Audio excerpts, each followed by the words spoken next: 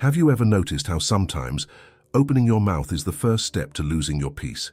We live surrounded by noise, quick opinions, endless notifications, arguments where everyone wants to talk and no one wants to listen. The ancient Stoics knew something that our modern world has forgotten. Whoever masters silence masters himself. In this video, you'll discover 7 moments when keeping quiet isn't cowardice, it's intelligence in its purest form. 7 situations where silence becomes your shield, your wisdom, and your inner strength. If you've ever regretted reacting too fast, explaining too much, or defending yourself unnecessarily, this lesson will change how you deal with people and with life. Stay until the end because situation number 6 is the hardest one to master, and exactly the one that awakens the true Stoic spirit. Zeno of Citium, the founder of Stoicism, once said, "Better to trip with the feet than with the tongue." Marcus Aurelius added, "Nothing external can harm you unless you allow it." And Seneca reminded us that silence is a kind of response, and often the noblest one. For them, silence wasn't the absence of sound, but the presence of reason. It was an active choice, the decision not to surrender the control of your mind to reckless words. In an age where every second gives birth to an opinion and kills a reflection, silence has become a rare superpower.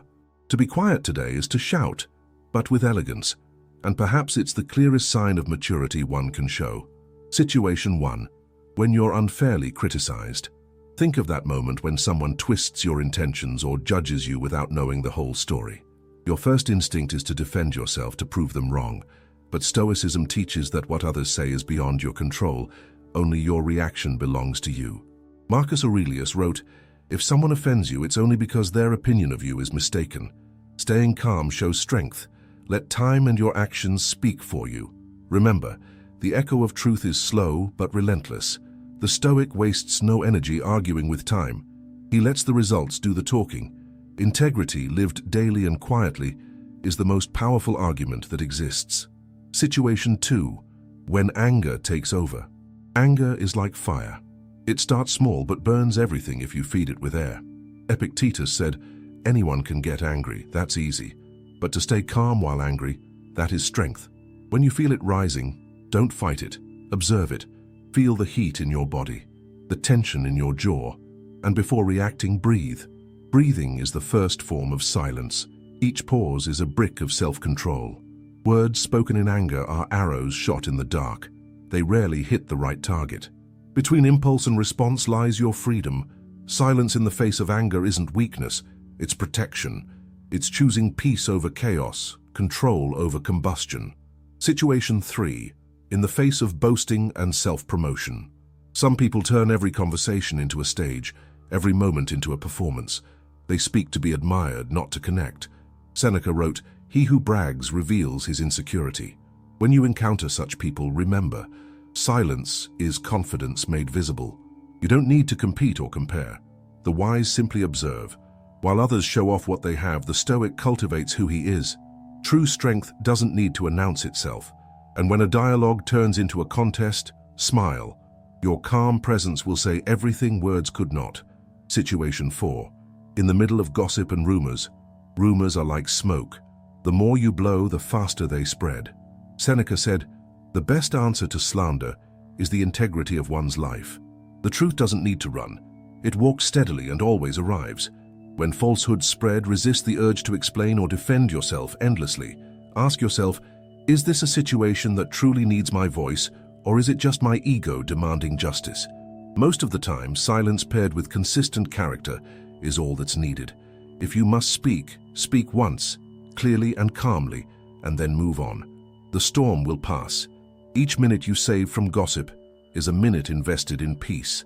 And nothing confuses lies more than a person who refuses to fuel them. Situation 5. When ignorance speaks louder.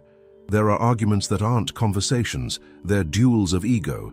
No one listens, everyone wants to win. Epictetus warned, "Arguing with fools is wasting serenity." The wise know that silence can teach more than 1,000 explanations.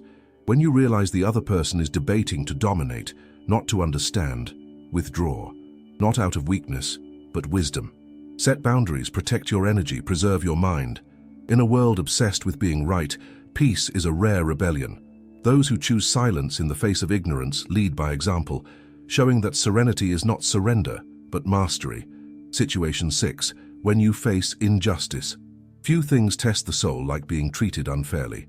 Injustice awakens the thirst for revenge, but Stoicism shows another path.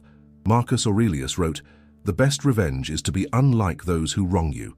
Socrates faced death unjustly, yet met it with serenity. Nelson Mandela spent 27 years in prison and left without bitterness. Both understood that silence can be revolutionary. It's not the silence that accepts injustice, but the silence that prepares for wise action. When you remain calm in unfair situations, you protect your integrity from contamination. You choose the higher ground, the one where peace and dignity reside. The silence of the just always ends up being heard. Situation 7. When you're insulted or provoked. Words can strike, but they only wound if you let them in. Epictetus said, "If someone offends you and you get angry, you have consented to be offended." Silence here is emotional independence in action. Each insult is a test. Will you give away your calm, or will you remain your own master? Imagine the sea. Every day people throw stones into it, and yet it remains the sea. It absorbs, it continues, it endures. So should you. If you must reply, keep it brief and neutral. "I understand, that's your opinion, let's move on." An insult starved of reaction loses power. When it falls into silence, it dies. Perhaps you're thinking, "But if I stay silent, won't I seem weak?" That's the trap. The silence we're talking about isn't fierce, it's command. It's the ability to choose when to speak, how to speak, and whether to speak at all. Don't confuse noise with strength. Rocks make noise when they fall, but it's the quiet river that shapes them.